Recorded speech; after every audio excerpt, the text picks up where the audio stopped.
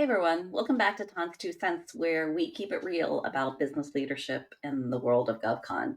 Today's episode is a quick wisdom with Tan, where I want to talk about something that affects everybody, finding focus.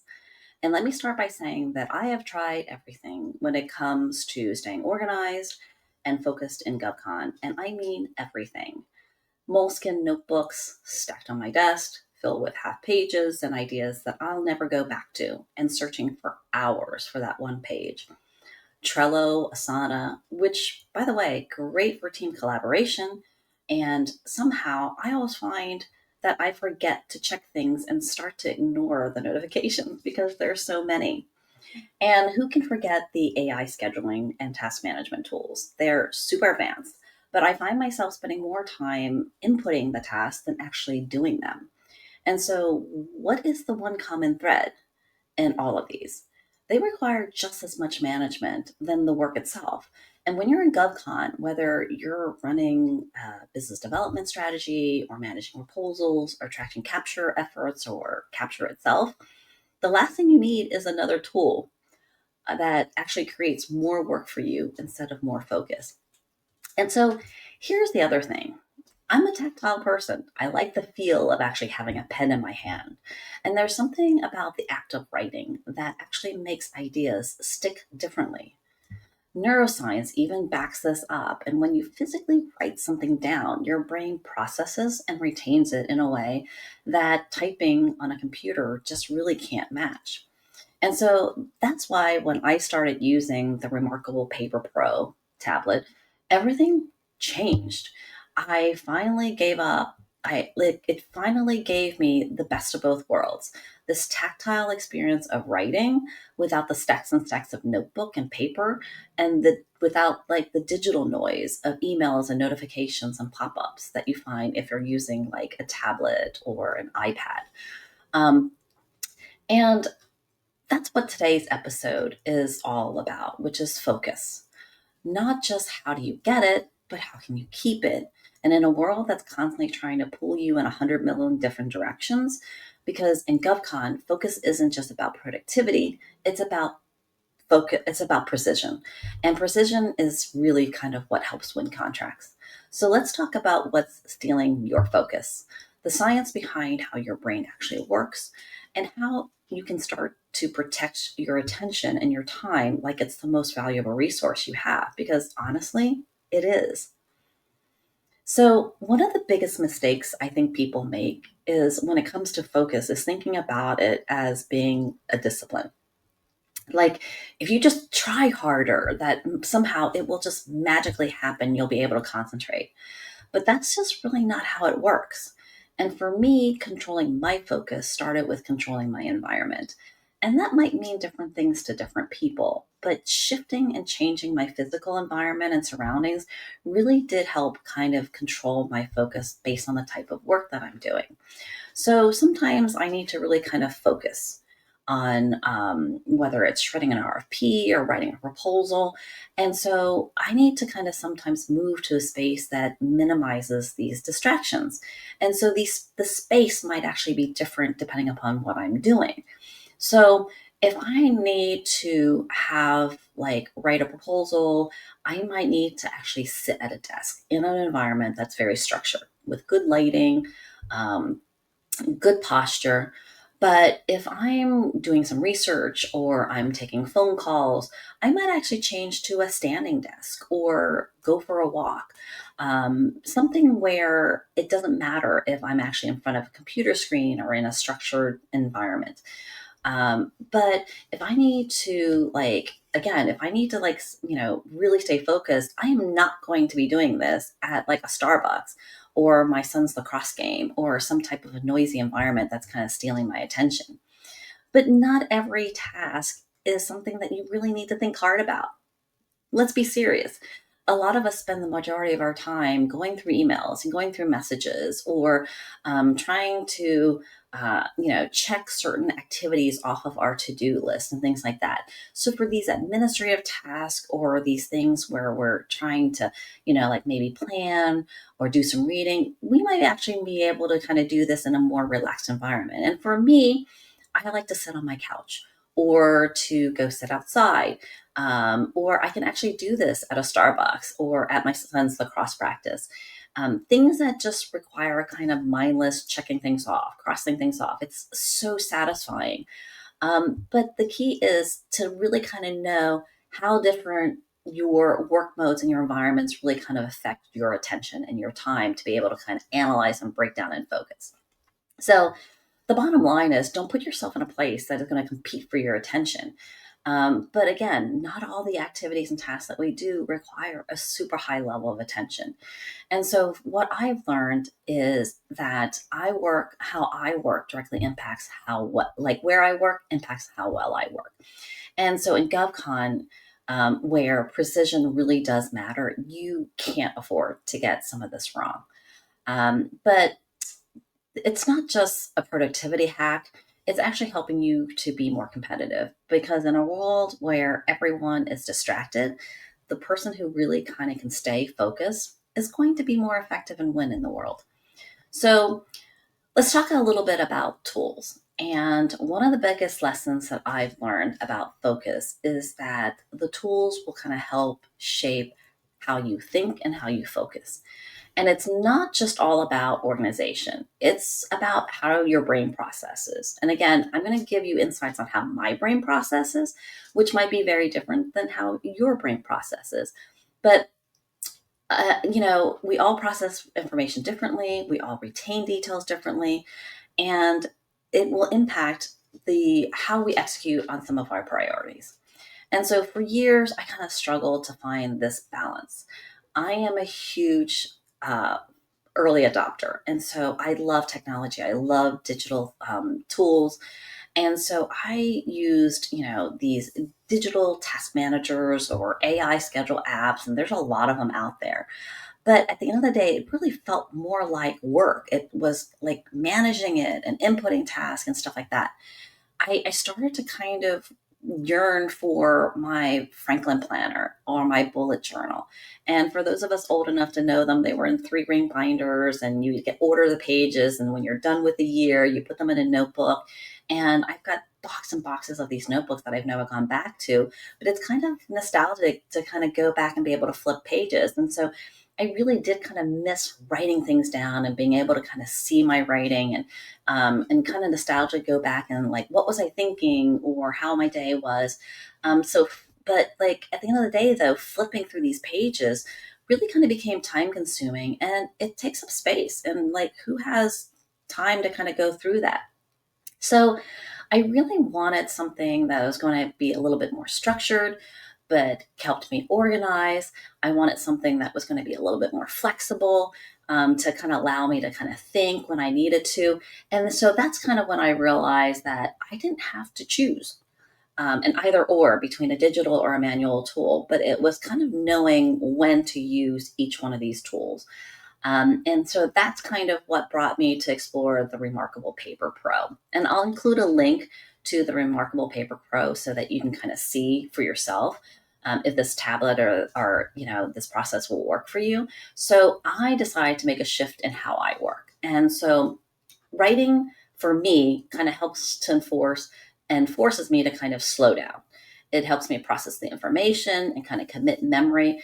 And so when I need some clarity, I will tactily like write things down.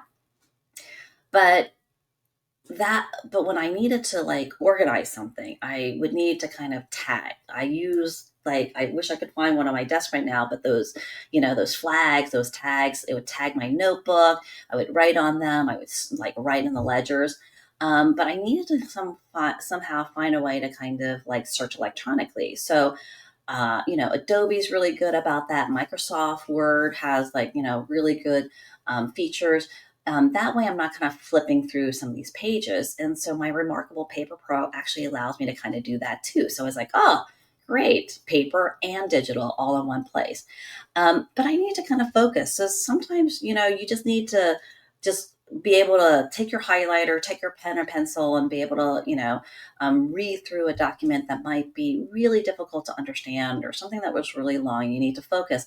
And so I couldn't do that electronically because if I'm on my computer, I was getting pulled away by email notifications, by LinkedIn. I'll be on LinkedIn. And so I was being flooded and inundated with all of these electronic distractions that at the end of the day, it was really becoming mentally taxing. And I was like, well, wait a second. I sat down to read and I really didn't read. So my Remarkable Paper Pro and changing how I use that process really kind of gave me the best of both worlds, where I could kind of mentally engage in writing and reading without using a digital tool without all the other distractions. And so for me and for you, it shouldn't be about the tool, but it's like, how do you use that into your working process? So, whether you're old school Moleskine notebook or a Paper Pro product or one of the, like electronic tools, the key is to aligning those tools with how your brain works and kind of not the other way around. Because the truth is, focus isn't finding about the right perfect process, but it's about building these habits. And Franklin Covey talked about these habits, and your habits become a routine, and it will help you. You just need to kind of find the right one and to constantly keep at it. So let's talk about how and practical ways of building your focus, right? And again, you need to find out what works for you, because let's be honest, it's not easy. The world that we work in, and in GovCon, it's a world of constant interruptions. Someone always has a crisis. We've got the new administration, so there's new changes every day. Priorities are shifting. There's these last minute fire drills.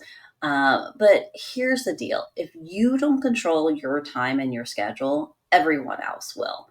And so these are some ways that you can maybe take back some of your time and control it, and teaching other people how to respect it. So one of them is the 90-minute rule. And this is something that for me, I have to practice at this. And when I use it, it makes me feel so good at the end of the day. So the 90-minute rule I use when I really kind of need to focus, and I'll block off 90-minute chunks of time in my schedule where I don't check emails. I don't take random calls. I don't get distracted. And so the key is that you need to train and have other people around you respect this time. And, there's always going to be emergencies. So, but let's be honest. Does everyone else's emergencies have to become your crisis and your emergency, and that you're the only person who solves that? No, it really doesn't. And so sometimes things are truly urgent and you'll handle it. But a lot of times these emergencies can really wait. And at the end of the day, it's really about setting boundaries around you and the around focus time. And so it's not just about discipline, but it's understanding that other people need to understand and respect your time. And this only happens when you first respect your time. So the next one is the setting the no meeting time zone. And it kind of gives yourself some breathing room. So it's what I do is where I will schedule buffers in my day. So when people use these automatic, Calendly or bookings or different things like that to kind of book your calendar, what I try to do is I try to leave blocks of time where my meetings aren't back to back. Don't get me wrong. There are days where I am going to back, and I'll be like, hey, I got to stop. I got a hard stop. I got to go to the next one.